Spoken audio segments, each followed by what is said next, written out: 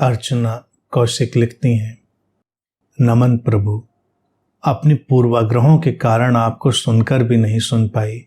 अपने होने को महसूस करना बहुत सरल है, किंतु इतने सहज अनुभव को मैंने धारणाओं के कारण गड्ढमड्ढ कर दिया।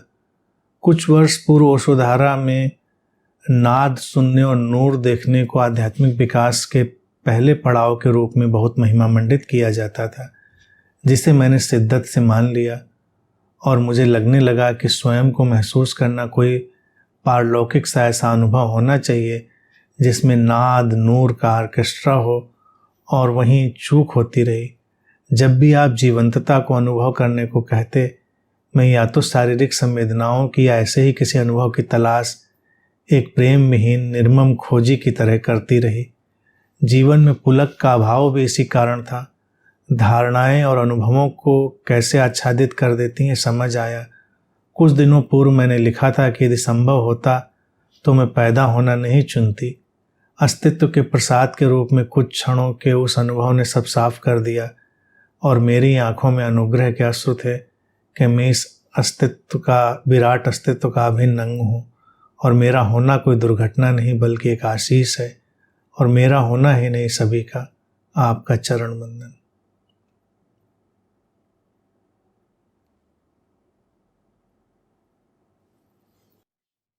अर्चना जी,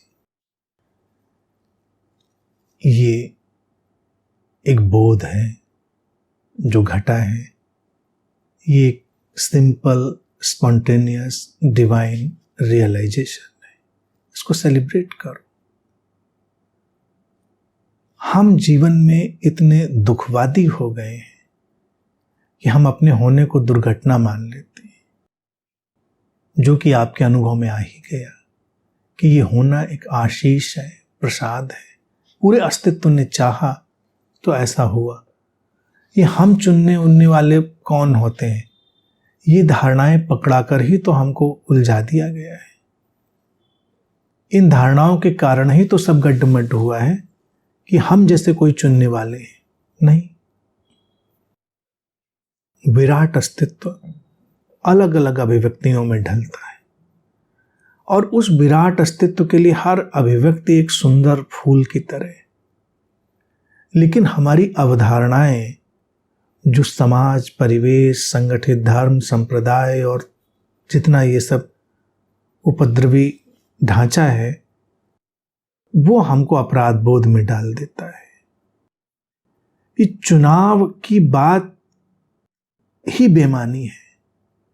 कई कल्ट इस बात को भी पोषित करते हैं और उसमें वो पुनर्जन्म की अवधारणा को लेकर आते हैं। वो कहते हैं कि हर व्यक्ति अपना जन्म चुनता है, अपने माँ बाप चुनता है, फिर वो जैसा जीवन जिएगा अगली बार जाकर फिर वो चुनेगा।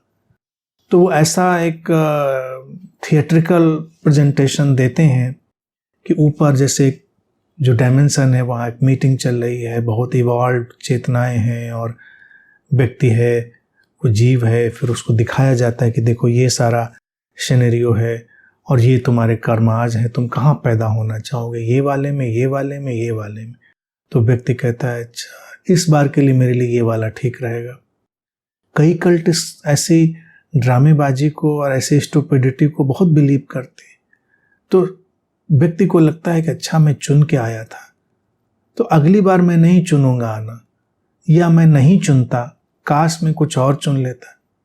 अब कल्पना करो सब बच्चों को चुनने को मिलता, और बच्चे क्या उस समय तो वो सब थोड़ी मैच्योर्ड लोग होते हैं, तो सब अंबानी के घर ही पैदा होना चुनते। अब उसको 2 बच्चे क्या, उस आदमी को तो 20-50 बच्चे पैदा करने चाहिए। 100 बच्चे पैदा करे तो कोई प्रॉब्लम नहीं है। 10-20 शादियां करे, 100-50 बच्चे पैदा करे, अंबानी है, पैसा है, सब निपटा लेगा। और क्यों कर कोई किसी गरीब घर में पैदा होना चुन लेगा, परेशानियों वाले घर में चुन लेगा कि भाई यहाँ तो बड़ी दिक्कतें हैं और बड़े झंझट हैं। नहीं, ये सब आध्यात्मिक ड्रामेबाजी है, स्पिरिचुअल स्टुपिडिटी है। ये सब नहीं है। हम नहीं चुनते पैदा होना, हम नहीं चुनते, हम कुछ भी नहीं चुनते। हम पूरी तरह चॉइसलेस है, सब घटता है हमारे भीतर से। इस क्षण परिपूर्णता से वो घटता है और हमको ऐसा लगता है as if we are choosing, as if we are doing, हमको ऐसा लगता है। और यही इस अस्तित्व के लीला का अनूठा प्रेजेंटेशन है, अनूठा उसका अभिव्यक्ति का ढंग है कि हमको लगता है कि हम चुन रहे हैं। हम आज जीवन के जहां खड़े हैं, कल्पना करिए अगर हम दृष्टिपात करके देखें तो हम सोचकर अचंभित रह जाएंगे कि क्या हमने ये सब चुना था। लगता तो यही है, किसी ने नौकरी करना चुना था, किसी ने नौकरी करना नहीं चुना था, किसी ने विवाह करना चुना था, किसी ने विवाह करना नहीं चुना था। लेकिन फिर परिस्थितियां मुड़ती गईं, व्यवस्थाएं बनती गईं और कोई कहीं का कहीं पहुंच गया। जीवन में चुना तो बहुत लोगों ने, किसी के साथ वैसा घटा। और बच्चों में तो खास तौर से बच्चे पैदा करना हमने सचमुच में चुना था कि बस वो हो ही गए थे, वो हो ही जाते। अस्तित्व की सम्मोहन की प्रक्रिया ही ऐसी है। इस मामले में जब नहीं हो रहे होते हैं तब लोग चुनते हैं कि अब बच्चे चाहिए हमको, चुनाव करते।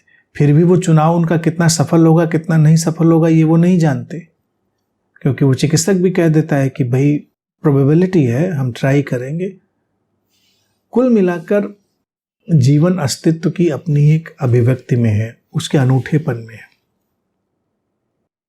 जीवन को जटिल नहीं बनाना है, जीवन को सहज रखना है। आध्यात्मिक लोग जीवन की गहनतम अनुभूतियों को जटिल बनाकर पेश करने में मजा लेते हैं, और खास तौर से जो संप्रदाय और जो गुरुडम के वायरस से पीड़ित लोग होते हैं वो, क्योंकि इतना अगर सरल और सहज हो जाए तो लोग कहेंगे फिर ठीक है, भी इतना ही सरल है तो फिर करना क्या हमको, इतनी उठापटक के, इतनी वर्कशॉप और इतना ये सब करने की। मैं कहता हूँ वर्कशॉप और ये सब तब भी चलेगा क्योंकि वो एक साथ होने का तमाशा होता है, वो शो है, साथ होने का सेलिब्रेशन है। एक नई फूटती हुई कोपल को देखो, वो कैसे जीवंतता से भरी है। सब कुछ उसमें नाद, नूर और क्या क्या नहीं उसमें समाया है। सब कुछ एक ताजी कोपल को देख लो, ताजी पत्ती को भी देख लो, जीवन उल्लास में है। तो जब मैं जीवंतता से जुड़ने की बात कहता हूं तो वो कोई नीरस शुष्क बात नहीं होती, वो पूरे जीवन से ही जुड़ जाना होता है। आध्यात्मिक व्यक्ति को लोगों ने कुछ ऐसा ही बना दिया है कि वो बिल्कुल पूरे जीवन से अलग थलग होकर किसी अलग व्यवस्था में प्रवेश करता है। वो कुछ ऐसा अनुभव करता है जैसा कोई अनुभव नहीं करता। यही सारा उलझाव है, यही सारा उलझाव है कि कुछ विशेष नहीं, हर क्षण विशेष है। जीवंतता से जब हम जुड़ते हैं तो जीवन के उल्लास की लहरें हर क्षण कुछ विशेष घटा रही हैं। जो उस समय घटना है अपनी परिपूर्णता में घट रहा होता है, बाकी हम चीजों की कहां परवाह करते हैं। तो इसलिए ये जो आपकी अभिव्यक्ति है ये शॉर्ट ऑफ रियलाइजेशन है। मैंने इतना बस बोल दिया है, चीजों को थोड़ा और क्लैरिफाई करने के लिए, स्पष्ट करने के लिए, विस्तार देने के लिए, नहीं तो उसमें कोई बोलने की जरूरत नहीं। जो आपने समझ लिया वो ठीक है, सटीक है, उसको बस जिए। कोई अपराध बोध नहीं, कोई बंधन नहीं, कोई अपने ऊपर आरोपण नहीं।